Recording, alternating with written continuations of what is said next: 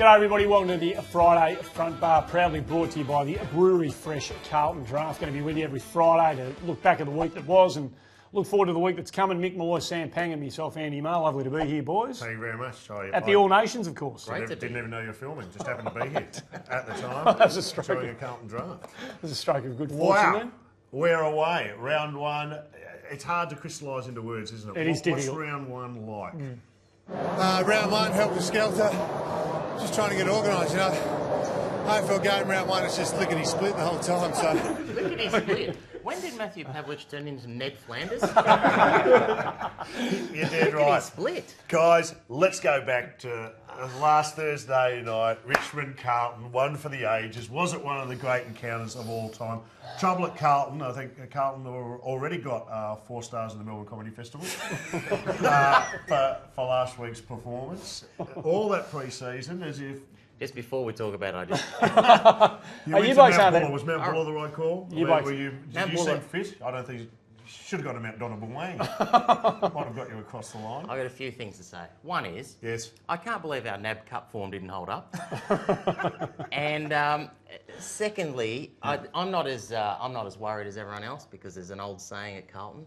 No Casbolt, no Carlton. And he'll be back. Andy, he's back this week, isn't he? He's a chance to be back this week, there's no doubt about that. I wouldn't get too excited about it. Is your coach back? Is your coach back? He's there Because for a while. already the talk has started about contractually, will he sign? Will it be done mid-year? Will they bring Daniel Andrews in to try and tear it up East-West Link style?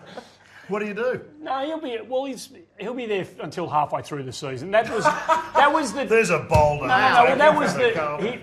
He's going to coach it out, but they put on the agenda right from the word go that it wasn't going to be until about mid-season that they would visit the conversation for the first time. The worst sign for Carlton was that before the game, there was we had Favola, we had Fraser Brown, and we had Brad Fisher in the rooms handing out some debutantes their jerseys. Those 3 blokes still in our best 22. That's the concern. Don't be too harsh on yourself. There was a lot to like. Can I show you? This is probably my favourite moment so far of the year. Look at that. That was your favourite part of round one, wasn't it? He's about to have a child, and that's a guy trying to get out of changing nappies. And you're going, oh no, I'm not going to be able to do it. Don't be down on yourself. There were some very good performances from Carlton footballers. This is one I like. Have a look at that Garlic. How many did he kick? He kicked at least a couple. You've got to be happy to see that. Oh, look, Eddie Betts running around. There's 4. Come on, guys, it's round one. Turn that round upside down. There was a lot to like early. I thought the pre-match was fantastic. Carlton really brought its A game. Well, are you talking about the hovercraft? I'm talking about the hovercraft. Well, this was actually one of the great moments for Carlton. When you got that the now? hovercraft man was. That's like they should have taken Daisy off. Well, the return of On the hovercraft. No, quick, bring out the hovercraft. the hovercraft man doing some magnificent work for the crowd early, and then also at the toss of the coin, Murph tossed the coin, and then. Hovercraft man, look at him go here. With some unrewarded running back to the square. He's got a big engine there, Carlton. He's got a big engine, and that sort of performance from Hovercraft. Can you call him Captain Carlton? Is it Captain Carlton? Hovercraft. Whatever his name is, he's in our best 22. That's all I'm saying. Have a look at him.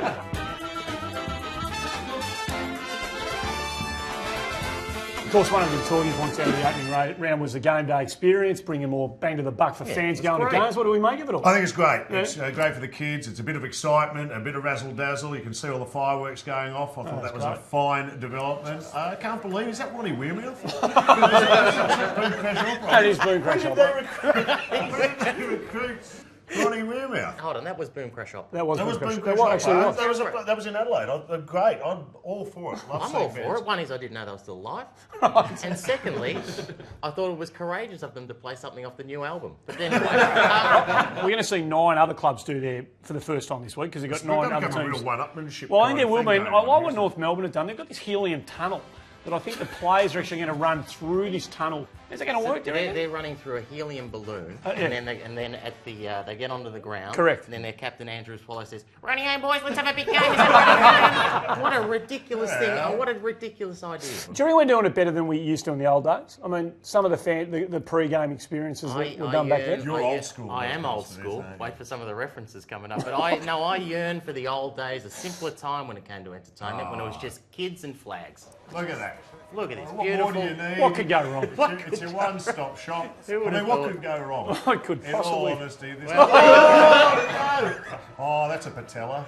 Yeah. Has he done this at AC? Of course, it wasn't planned, but one of the great traditions continued in opening round as well with a fire at a stadium. To the Gabba. Yeah, we saw a fire at the Gabba, of course. It's unbelievable, isn't it? I got Captain Carlton up there to put it out, which I think was pretty impressive. That's great. Where's This that is one? at a Richmond night game. This is before the game started. Richmond on fire. That was your season going up in flames. This is down at Cardinia Park. I think they did this for warmth. It can get cold down This there. one was at Princess Park in 1982 and was actually started by one of the players smoking behind it at half time. I remember that. Andy, you were here that I was. night. That's Waverley. It's a night game. yeah, What was 96. happening here? Well, the power, some car hit a generator and the power went out. So I was in complete darkness, Essendon and Kilda, they'd all scurried off the ground. And the kids just took over. There was like fires in the stands and Looting? ripping goalposts out of the ground. There's a couple of other good ones I missed. Eddie Maguire's house burning down. I mean, that was one of the classics. Do you have any footage of that? Oh, I do on my iPhone.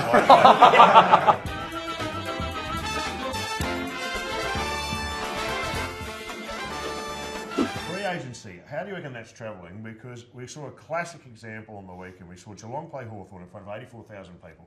Marquee match. Playing on each other was Mitch Clark and James Frawley, who both previously played for the Melbourne Football Club. So free agency, I think the AFL will have to revisit this.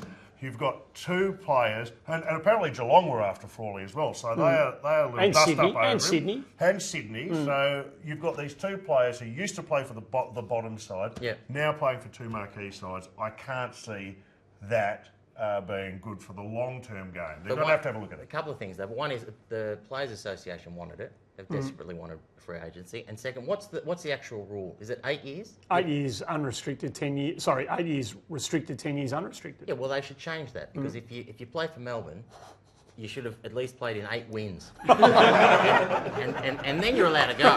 Then you're allowed to go. Then you go with everyone's blessing. Have you heard? I mean, the big one this year, of course, is Paddy Dangerfield. And everyone's expecting that he's going to come home and he's going to go to Geelong. But have you actually heard? There's a rumour going around that Hawthorn are knee deep into Patrick Dangerfield. Have you heard this? Oh, well, all I've heard... No, I haven't heard that, but I tell you what, Dangerfield would be careful about picking Hawthorn. He may not be in their best 22. I think it's seriously time for a second team out of Hawthorn. I think the AFL need to consider that. We're playing. two in Queensland, 2 in Sydney, 2 out of Hawthorn seems fine. Free agency, Hey, is there a case for it? I personally am not. I know why you're up in arms about it, because you might lose your boy Rance to it. He's the other big talker. He's unwilling to go to the table and sign. So I think Freo won't go for him once they see this bit of footage. Have a look. Serious moment. And here he comes. Watch out. Bang. And that little manoeuvre's just cost him about $500,000 a year, I reckon. If you're the brains trust at Freo. I'm with Mick, by the way. That's a very serious thing. I know for a fact the club wasn't happy, and his coach has already rung him. And Ross Lyon rang him and said, "That's no way for a Fremantle player to behave himself." So I know that's already happening. what a way to kick it off. Round 2 comes around really quickly. Carlton, West Coast Eagles taking us on a journey on Friday night footy. The big one on Saturday afternoon, Richmond v Western Bulldogs in the Tony Liberatore Cup. We always remember there's a lot of niggle in this game. Has been for a long time now since the famous incident.